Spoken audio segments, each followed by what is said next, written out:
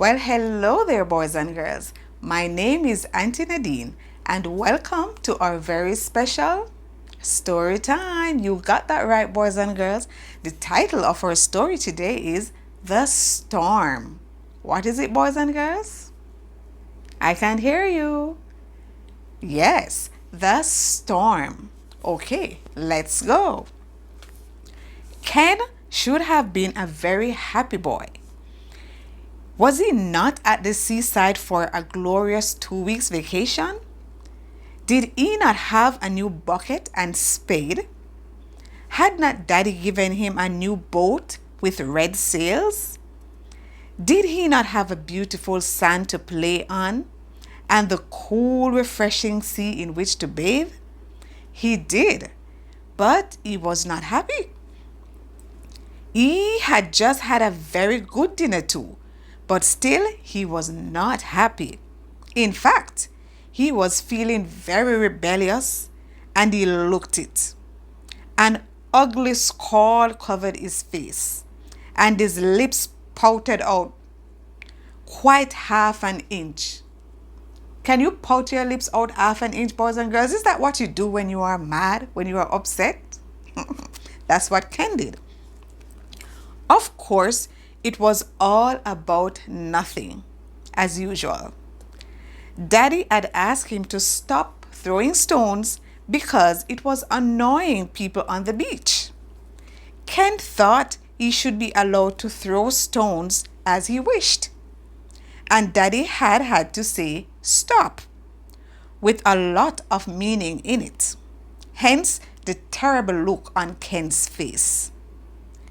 Come and help build a big sandcastle, said Daddy, trying to make things easy for him. The tide will soon be up and we can watch it attack our fortress. He reached for Ken's hands.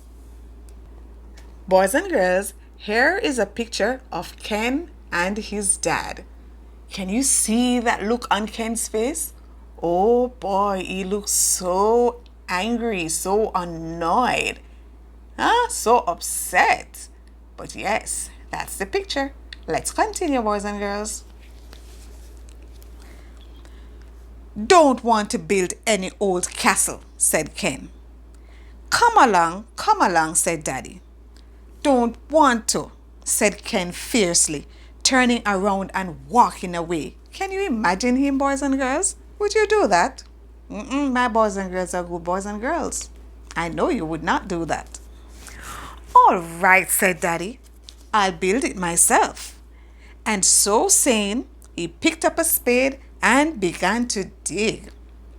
Meanwhile, Ken trudged on and on along the beach. Really, it was a very funny sight, for he was only a little boy of 9. And there he was with his hands deep in his pockets and his brow all puckered up as if he was plotting a revolution. Farther and farther he wandered. He did not seem to notice the passing of time or the fact that he had left his family and friends far behind. Still boiling with anger, he trudged savagely on. He didn't want to be with anybody, he told himself. He didn't want to play with the others anymore. He wanted to be by himself and to do just as he pleased.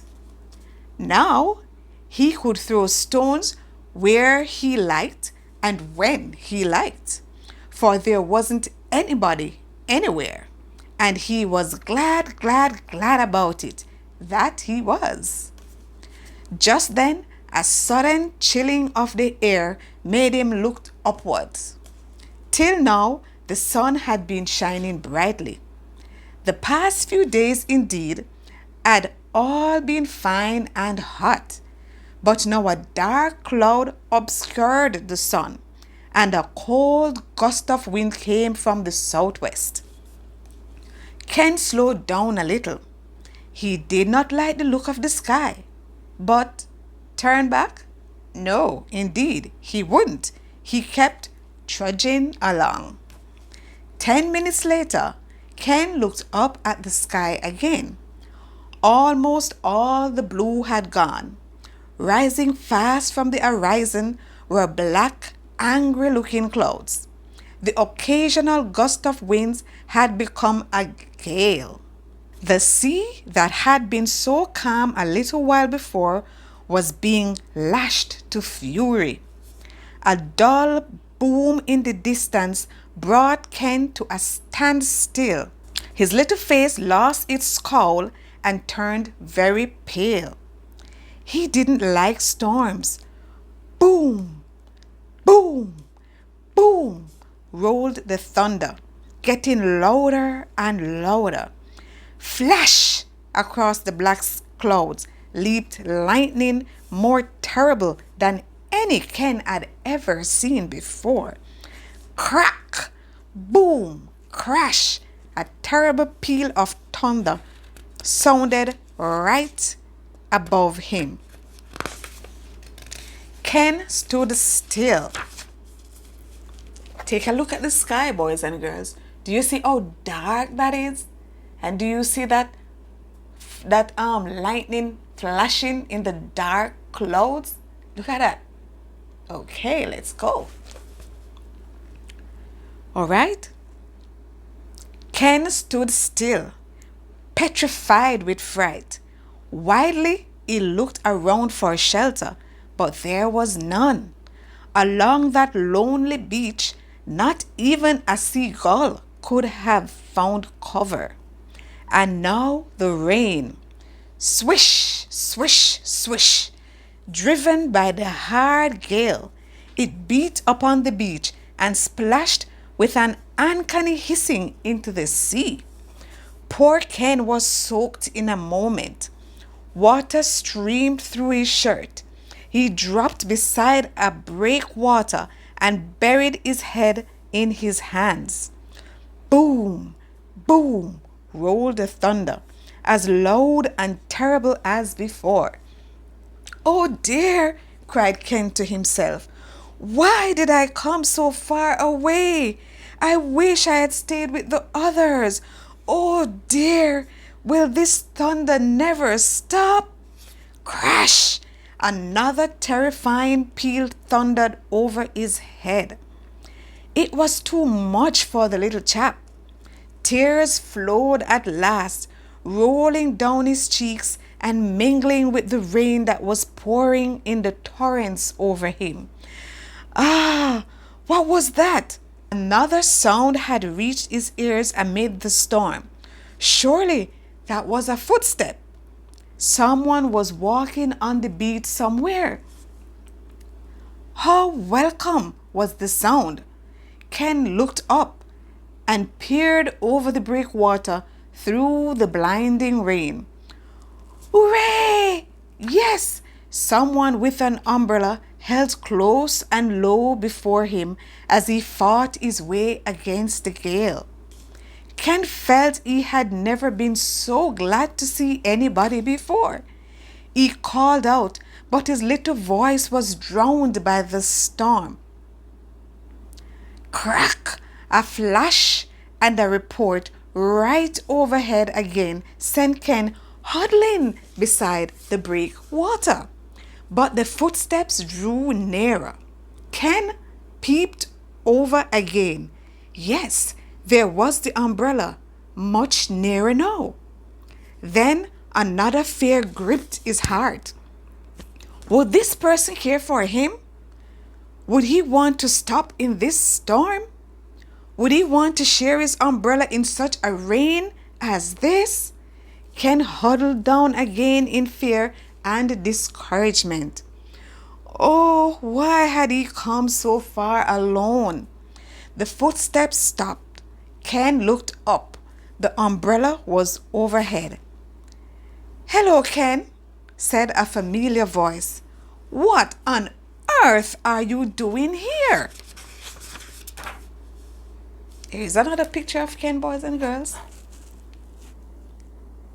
This was him all alone at this point until he heard the voice.